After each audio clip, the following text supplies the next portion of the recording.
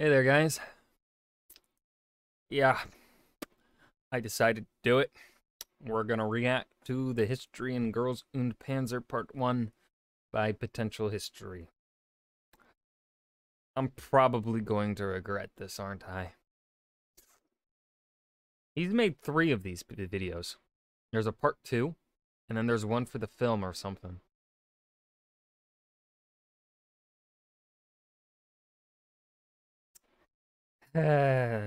What life choices did I make to end up here? Let's dive in. I don't know what to expect, man. I've never watched Girls und Panzer.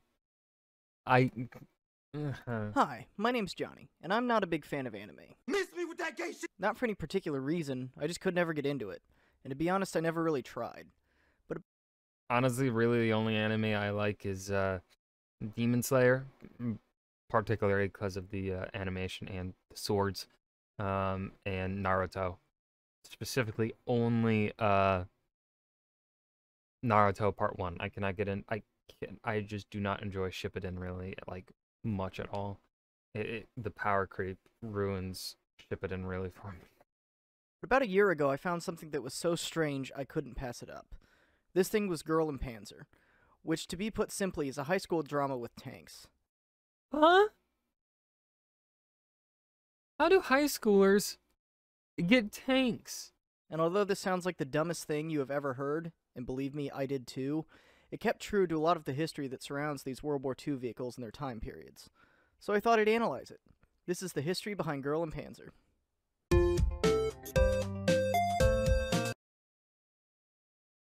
Oh yeah. The first episode opens with a flash forward to episode 3, with the Ori team scouting an enemy tankery team in a match. And Why are they participating in a war? They're high school. What? after making a plan, our main protagonist Miho and her friend Yakuri climb into their tank and begin to move. We are then introduced to the 5 main tanks of the series. First, a Type 89 medium. This Japanese tank was designed in 1928 and used by I will say the animation for the show looks really good, though. Japan mostly from 1932 to 1942, and saw action all throughout Asia during its lifetime, from the Battle of Shanghai to Konkan Gall and even the Philippines and Burma. Second, we see a Czech 30. Oh, there's a pink one. Like the 3D animation here on the Are the rocks 3D too, or are they painted? These look like they're 3D. Looks like it's entirely 3D, maybe. I don't know. I mean, the tanks are definitely in 3D. But the detailing on the tanks is really, really good. I like that. I don't really like it when things are just like one base color here, like entirely pink, entirely yellow. I just, from an aesthetic standpoint, I don't like, give me some accents. You know? 38T medium tank. Produced in 1938, this Czechoslovakian tank made its name in the German army after the annexation, and served from 1939 to 1945, with many variants being made using its chassis. Third, we have a Sturmgeschütz What the fuck? Now that's what I'm talking about. 3, or Stug 3 for short, an assault gun made out of the chassis of a Panzer III and designed by Germany in 1937. Of the 8 variants produced, this one is an F model, sporting the 75mm L48 gun. The tank saw service in the German army from 1940 to 1945 on all fronts. Fourth, we have an American M3 Lee medium tank. Designed in 1940, the Lee saw service mostly in North Africa with the Americans, and with the British as the Grant variant. Many also saw service on the Eastern Front under Lend-Lease. Lastly, we see what I would arguably call the true main character of the series, the Panzer IV, or Mark IV as it's called in the show. Designed in the late 1930s by the German army originally as an infantry support vehicle, this tank over the course of the war became the backbone of the German armored force, and saw service on all fronts in Europe during World War II, and in various other countries post-war. Of the 10 variants produced, this one is a D model, but it is later upgraded. Now, unfortunately, that is about it as far as tanks go for this episode, but here's what else goes on.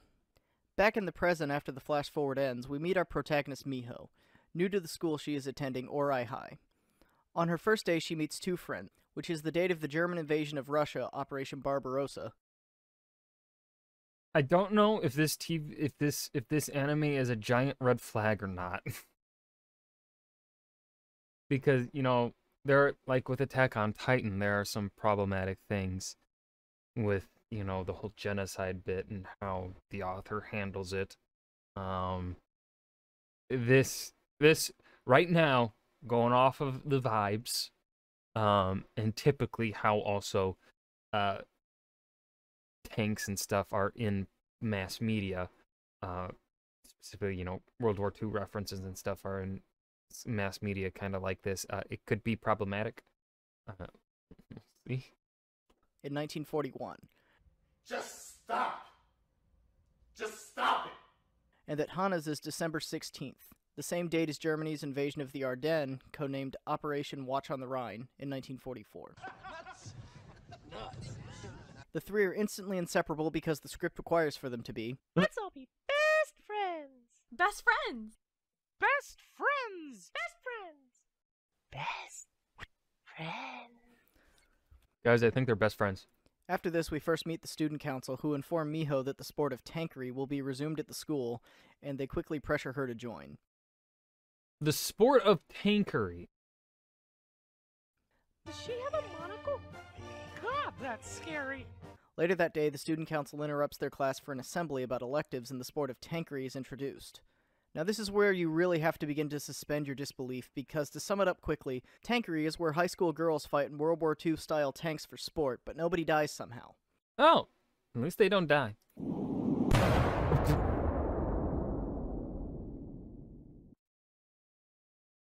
That looks fucking awesome! The student council does show a video somewhat explaining this, and in it you do catch a glimpse of a British Mark IV, a German A7V, and a French Whippet tank, along Once in a lifetime experience. with a few shots of Panzer IIIs. Through the assembly, Miho looks uncomfortable, but many future characters are shown being very interested. Miho, of course, picks a different elective, and her friends, who she just met literally today, are convinced to change their minds and not do tankery to support her because the script calls for it and the show ends. No. Just kidding. Upon hearing Miho has picked another elective, the student council calls her to the office and threaten her with expulsion if she doesn't join the tank club. What? Do it or I expel your ass! How in the hell does that work? Her friends defend her, but she decides to do it anyways, and the final scene is the first meeting of the tankery team consisting of 5 groups. Our main characters, the student council, the history club, Of course, someone in the history club is dressed like that. Fucking course. the volleyball team, and a handful of freshmen. They then find the Panzer IV in the garage with Miho saying it can be fixed up. And that's episode 1.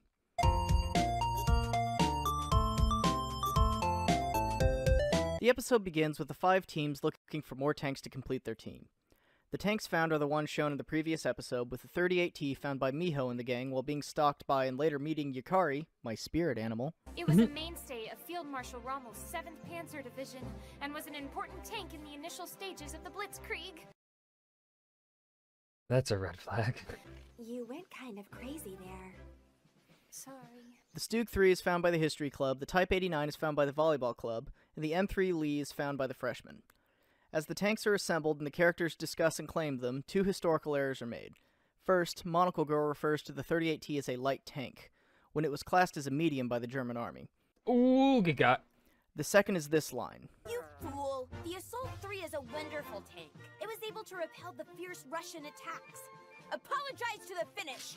Now this line may be wrong because it sounds like she is referring to the Winter War, when the Finns only used Stugs in the Continuation War. Also, from now on, they always call the Stug the Assault 3, which isn't wrong, but it's weird to me. The 5 teams claimed their tanks, deciding on sticking with the ones they found, and this creates a few crew problems.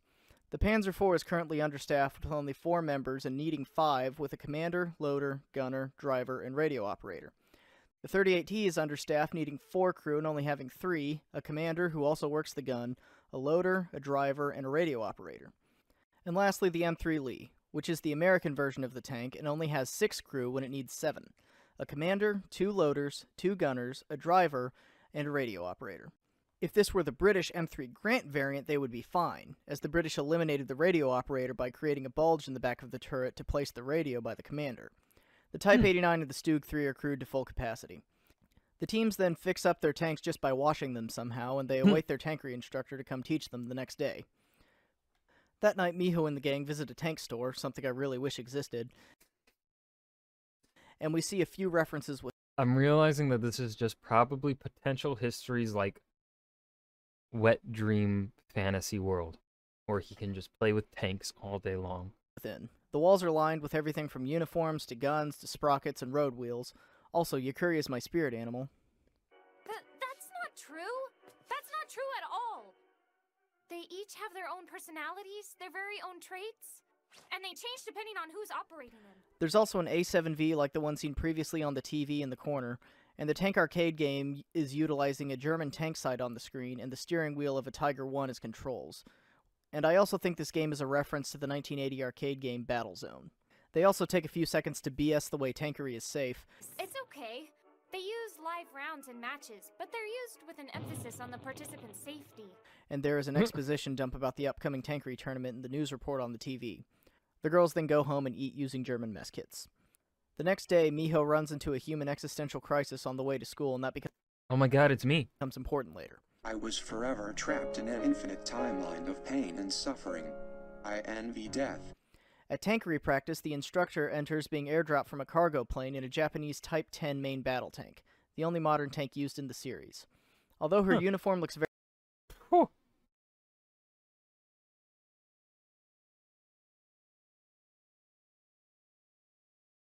I have a thing for uniform. very American, this is the female dress uniform of the Japanese Self-Defense Forces, complete with hat. After not giving any advice at all, she Yes, throws ma'am. everyone into a mock battle, and from what I can tell, the crew positions left unoccupied by the teams are the 38T having no loader, the Panzer IV having no radio operator, and the M3 Lee having no loader or gunner. All right, I want to know, like, did he notice these first potential history? Did you notice all this shit first watch? 'Cause if so, that's fucking impressive. If not, I understand. I don't even think I would have noticed this shit on the 10th rewatch. For the 75mm in the hall. I have no idea where the 6th girl on their team went because they should be able to at least cover the gunner position, but she's nowhere to be seen inside the tank. She died. She was eaten by the tank. Miho also says this. The tank commander indicates which direction to go with their feet. Feet? Yeah, she kicks the operator in the shoulder in the direction she wants to go. But this shouldn't apply to the tanks shown. All of the tanks on the team had internal radios for communication. The kick the driver technique was used for tanks where this was not available. The ones I can think of are early at Soviet tanks where the fighting compartment and engine were so loud and the commander, who was also the gunner, would kick the driver in the shoulders to have him turn the tank. To communicate with the loader, also, he used hand signals for what shells to load. The match begins with the Type 89 and Stug 3 teams teaming up on Miho and the gang, in a not-so-subtle reference to Japan and Germany's alliance in the Second World War. But nobody can hit anything, so they're fine, and the episode ends with them about to run over Existential Crisis Girl in a field. I thought everything was safe. The episode begins with Existential Crisis Girl cheating death, jumping on the tank, and chilling in the turret. The tank comes to a bridge, and Miho gets out to guide it, even though 5 seconds ago she said that it wasn't safe, It's dangerous, so please get in the tank! and guides them into a steel cable that breaks right as they get shot in the rear by the Stug, and survive even though in episode 1 Miho said this. Our armor is weak, so we're out if we get hit head-on. And in reality, that shell at that range should have gone in one end of the tank and out the other. Well, yeah, the intent was to kill you, Nine. But as a result, Hana gets knocked out cold and they're Dead in the water!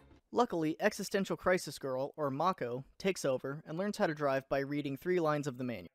Are you sure about that? Then Yukuri knocks out the Stug, Type 89, and 38T with 3 shots, and the M3 Lee is taken out from engine failure. That felt kind of good. Then there's a fan service scene where everybody picks their jobs on the tank. I refuse to acknowledge the camouflage scene. What is that? What the It's beautiful. fuck is that? With the confidence of one trial match against each other under their belts, the team challenges another school to a skirmish. And this introduces arguably one of the best things about the show. All the other schools, unlike Ori, are modeled after specific countries that were combatants in World War II. They use only their tanks, dress in their uniforms, march to their songs, and best of all, are all complete stereotypes of that country. God damn it. And the first country they meet for the skirmish is the British, or St. Gloriana's Girls' Academy, where no kidding, each character is named for a different kind of tea.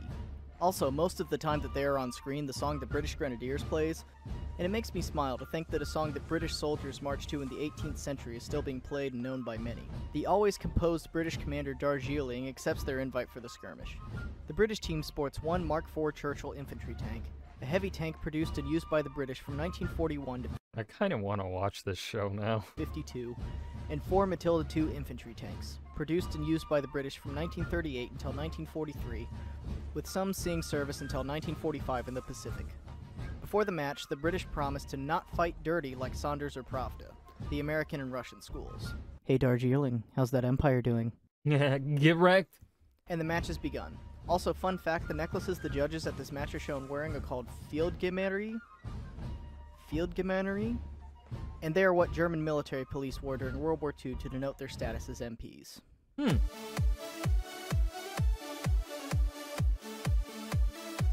Episode 4 is the first real battle we get to see. The battle opens with the same scene as the flash forward in Episode 1. Ori takes a position on the high ground and begins the match. This is also the next instance of suspending your disbelief that you must go through.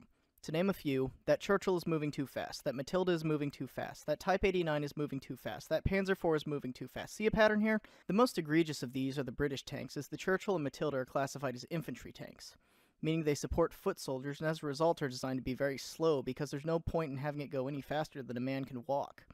The Matilda's top speed cross-country is only rated at 9 miles per hour, and the Churchill's is rated at 15.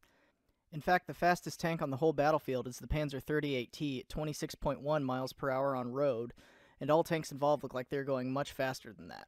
The 38T and M3 Lee are knocked out, and the remaining 3 Ori tanks retreat to the city, with the British sipping tea as they chase them. Of course, you know, right?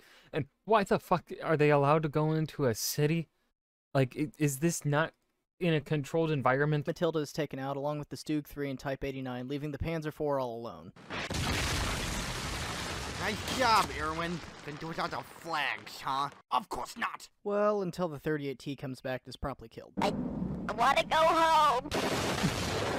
Then the Panzer IV begins to defy all logic and physics in trying to win the match. You can't drift a tank. You can't? Potential history, come on, you telling me I can't drift my fucking Panzer? Man, my day is ruined. My disappointment is immeasurable and my day is ruined. But the British still end up winning. Oh. This battle is one of the more outrageous ones, especially with the Panzer IV's antics at the end, but the exaggerated speed remains a constant throughout the series. After this, some storyline exposition about the characters happens that nobody cares about, but the episode ends with the starting positions for the tournament being selected, with Ori being paired up against Saunders, or the Americans. USA!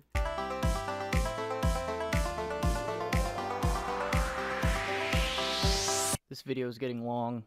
Episode 5 begins with Miho and the gang eating at a tank-themed shop named the Leclerc Tank Cafe, a reference to the AMX Leclerc main battle tank currently used by the French Armed Forces. And there are a few references inside, including a poster with the cover art of the 1993 manga Happy Tiger, featuring a Tiger 1, and a heavy transport vehicle used to deliver the food. Okay, that's pretty fucking cool. Like, at least the one thing that, like, I talk about this in the trope talks, is that a story knowing what it is. This show knows what it is, and that's great. That's like, it makes it endearing. It allows you, one, to also suspend your disbelief so much easier because it's consistently like goofy and in, you know, doing what it knows what it is, and it's consistent about knowing what it is. That's like, it's making me want to watch it. There's then a strategy talk and some exposition, and these guys show up to drop some basic villain lines. Oh hey Miho, I see you managed to stay sober until the afternoon. Congratulations. Oh, it's Maho and Bitch Pants McFuckwit. Still have those sticks up your asses? There's also a poster of a T-34 and a poster of a tortoise on the wall back there. Sure be pretty embarrassing if one of those teams beat the veterans that all sat around in their ivory towers coming up with that rule. Damn! The girls then head back to school on a Kasuga-class armored cruiser.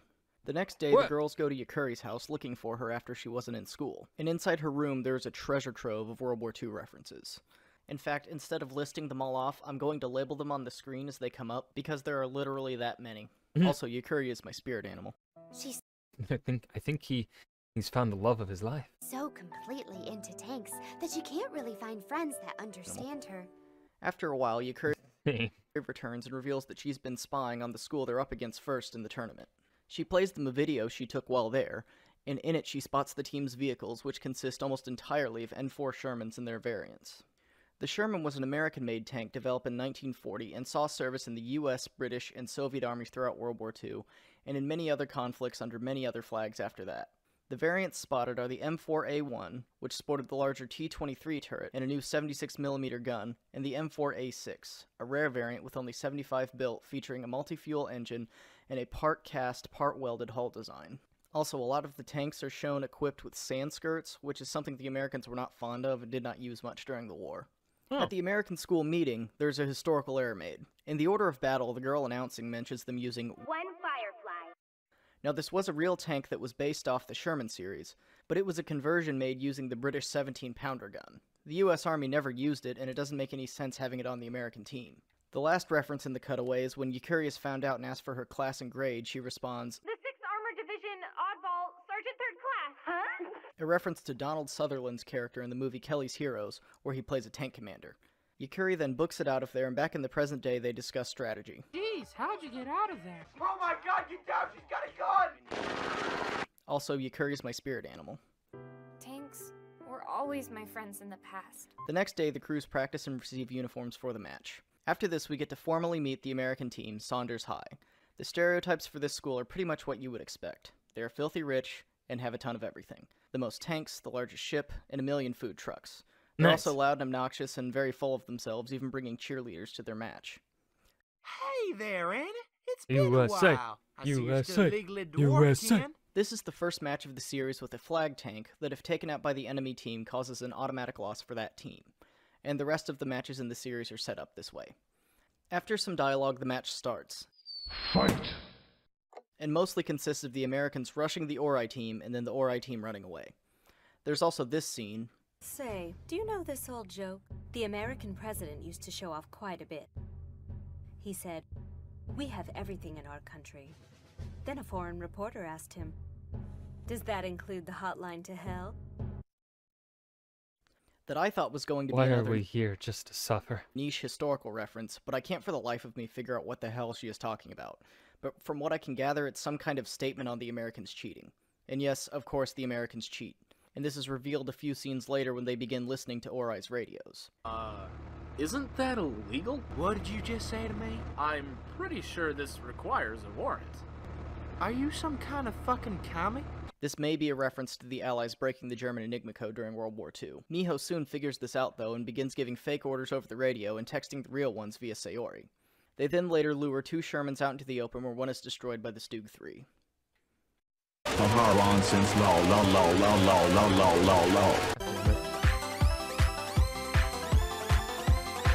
Alright, let's cap their flag tank and get the fuck out of Trailer Park Hell. This episode begins with the crowd in shock that the Americans lost a tank and Miho continuing to give false orders over the radio. Mental Breakdown Girl begins to get cocky and has her team begin to walk into a trap. The Type 89 runs into the enemy flag tank and they have an awkward moment. I feel like I've seen this before.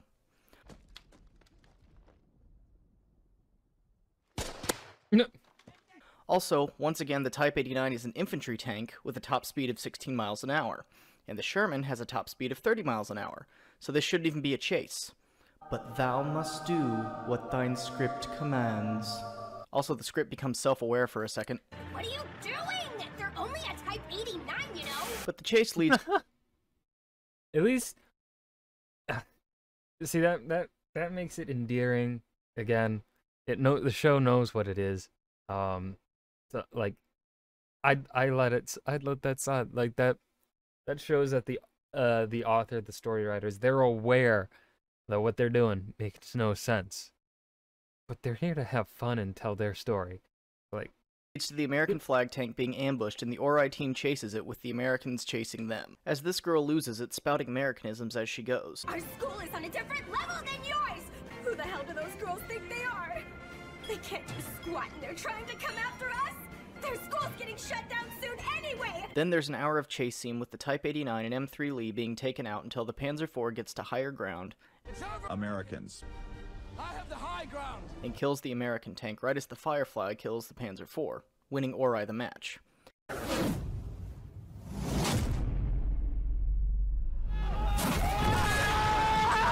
clan. I'm the best! Face clan. I'm the best! I'm the fucking best! And once again, that 17-pounder shot should have liquefied the Panzer IV crew, but this sport is safe somehow. For God's sakes, mijo, get in the tank! Oh, God! God damn it! Then there's some plot and a few characters fly off in a German FA-233 Drache, a dual-rotor helicopter developed in 1940 and produced in extremely limited numbers. But a combination of unreliability and its factories being bombed caused it to have a virtually non-existent service life. But I'm willing to bet we paperclipped whoever developed it.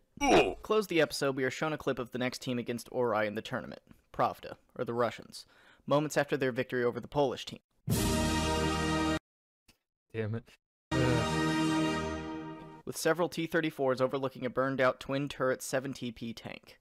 The 7TP, or 7-ton, was a light tank produced by Poland from 1935 to 39, and saw action during the German-Soviet invasion of Poland in 1939, with some seeing service in German occupation divisions throughout the war. And there was also a single turret variant made with an anti-tank gun inside of it. And right after this, there's a brief clip of the German team leader in a Tiger I overlooking a field of destroyed Type 95 Ha-Go tanks from the defeated Japanese school. And if you look closely, you can also see a Type 45 C-Low and a Type 99 Rutro. I have no words. This was... I don't know what to say. I don't know what to... I really don't know what to... I want to watch part 2. If this does well, I'll watch part 2. I didn't have anything to say because, again, like, I don't know tanks. Y'all know this. I don't know tanks. Potential History knows his fucking tanks, and it's you can just tell his love of tanks in this episode here. It was great. Yeah.